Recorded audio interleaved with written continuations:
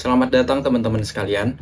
Di sini saya akan menjelaskan mengenai apa saja sih yang saya lakukan selama 40 hari kerja praktik di PT Prajaniya Segara Utama. Mari kita langsung saksikan saja di video kali ini.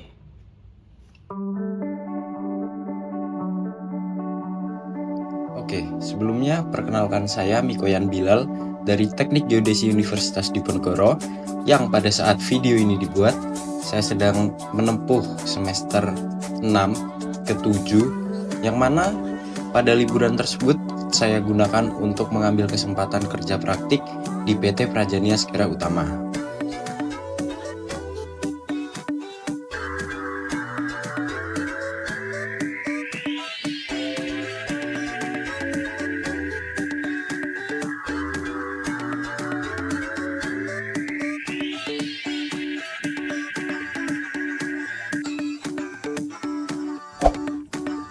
Sebelum masuk ke dalam inti videonya, di sini saya akan menjelaskan mengenai profil dari PT Prajaniya Segara Utama itu sendiri.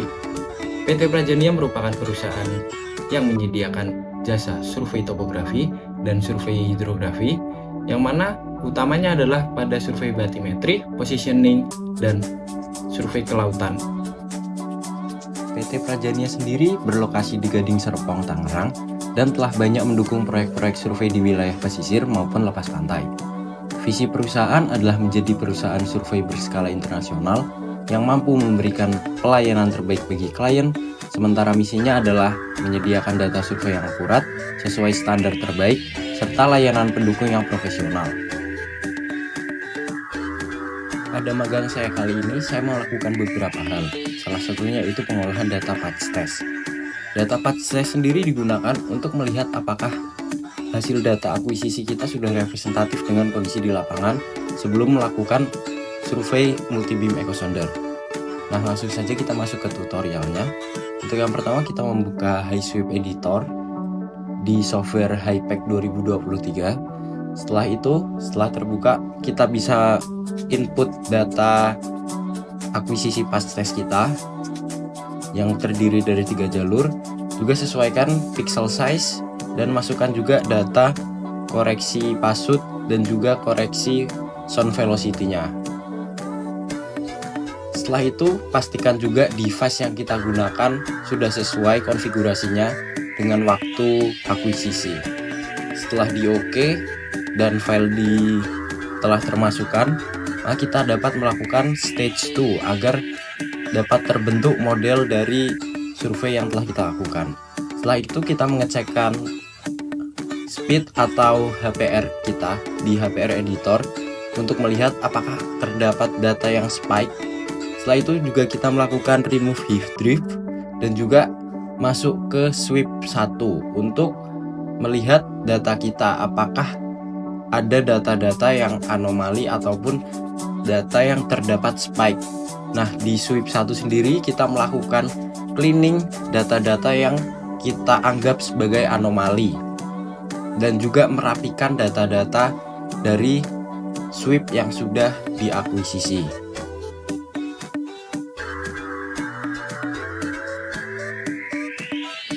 Setelah melakukan pada jalur 1, maka kita bisa lanjut untuk cleaning di jalur 2. Dan jangan lupa di satu jalur bisa terdapat beberapa stage. Jadi semua stage dan jalur itu harus kita cleaning.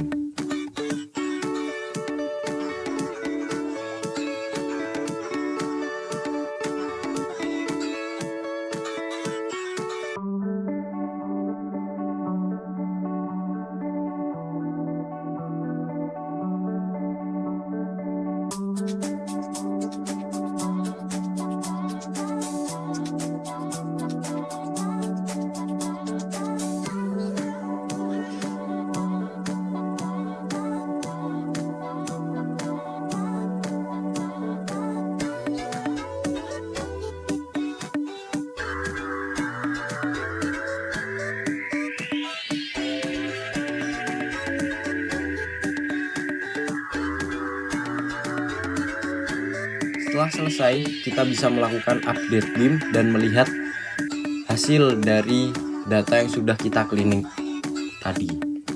Setelah itu kita bisa masuk ke patch test dan menarik garis sesuai dengan aturan. Setelah dapat garisnya, maka kita bisa melihat chart yang ada. Di situ kita bisa melakukan koreksi dengan coarse, medium, dan fine. Setelah itu, setelah hasilnya sudah selesai, maka kita bisa memilih tes OK.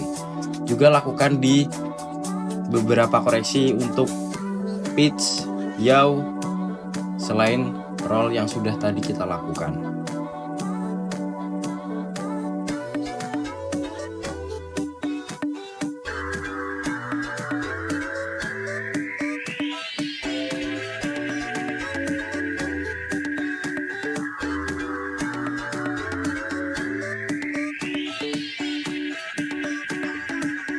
Selain melakukan pengolahan data patch test, saya juga sering berjalan-jalan di kantor untuk mengecek beberapa alat yang ada di kantor, seperti side scan sonar, sound velocity, magneto, dan lain-lain.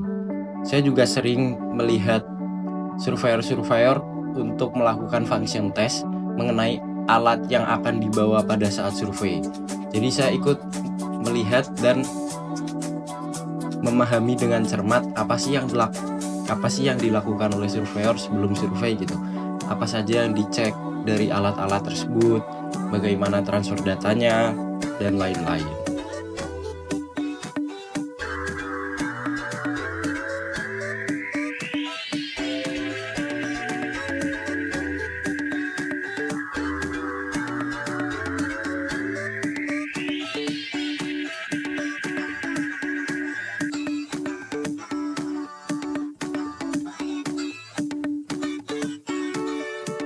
Selain melakukan pengolahan patch test, saya juga melakukan pengolahan data multi-beam echo sounder.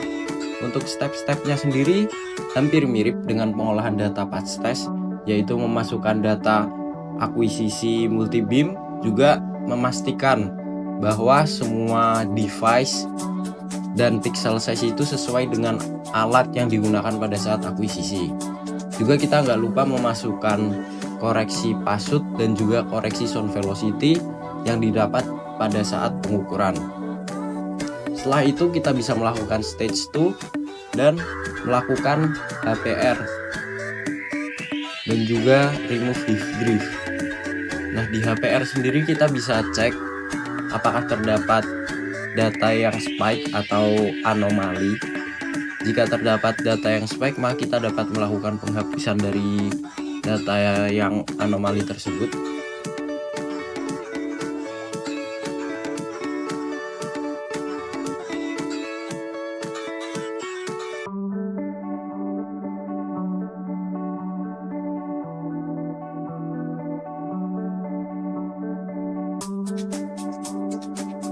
Setelah itu bisa kita lanjut ke cleaning data Embase-nya, yaitu dengan mengeklik di sweep 1 sehingga kita bisa menghapus dan merapikan data hasil akuisisi.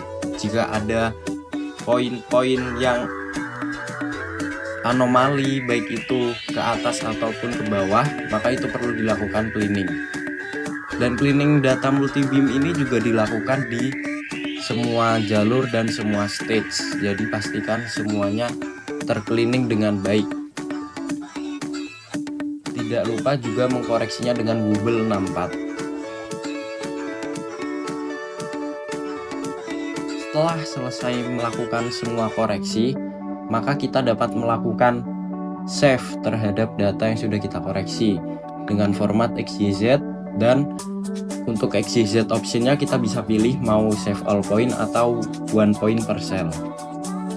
Dan juga kita bisa memilih direktori penyimpanan kita ada di mana. Setelah itu kita bisa mengikatkan data kita dengan LLWL dari data pengamatan pasut pada saat pengukuran dengan cara pilih export dan pilih XYZ output parameter dan disesuaikan untuk untuk Z offsetnya dengan LLWL yang kita punya. Setelah itu bisa kita save XYZ nya dan kita bisa lanjut ke proses selanjutnya, yaitu pembuatan tin. Kita bisa import file XYZ dan buat tin dari file tersebut. Setelah itu kita bisa masukkan band atau simbologi dari XYZ yang sudah kita buat.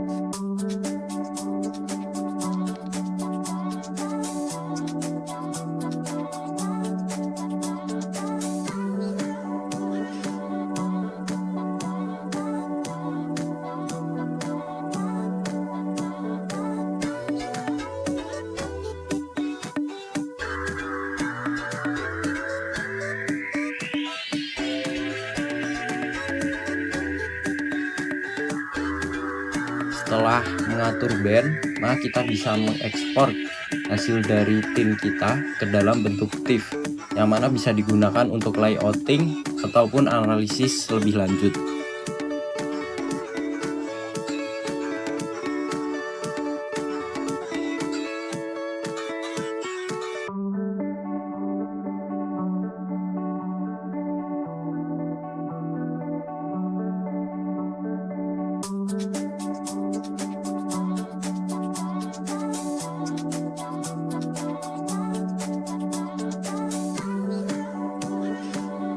Ada banyak kegiatan yang bisa dilakukan di kantor ini, baik itu melihat surveyor yang sedang function tes alat, baik itu alat survei hidrografi maupun drone untuk dokumentasi, dan juga kita bisa untuk mengikuti bagaimana persiapan ketika akan mengikuti sebuah proyek.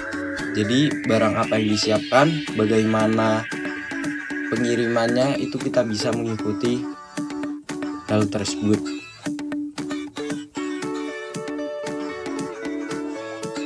Tidak disangka bahwa saya dan teman saya diikut sertakan untuk mengikuti sebuah proyek yang ada di Palembang. Dan hari pertama sampai, kita langsung tes alat yang ada di Palembang dan juga melakukan orientasi lapangan.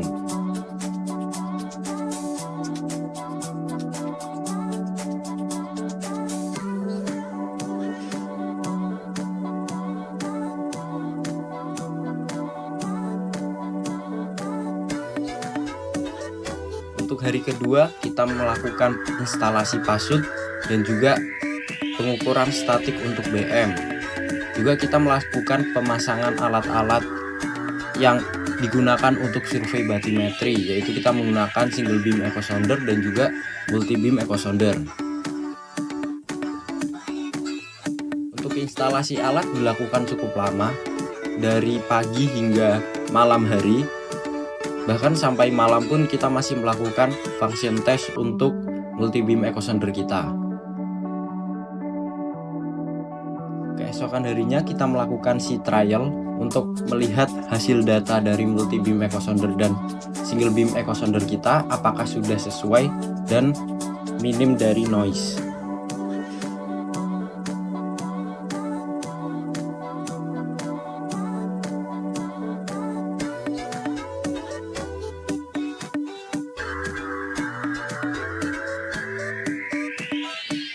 Beberapa kendala kita temui pada saat pengukuran batimetri, baik itu dari GNSS yang mulai ngefloat pada saat kita melakukan akuisisi, sampai dengan laptop kita yang blue screen pada saat tengah-tengah akuisisi. Jadi banyak kendala pada saat kita berada di lapangan.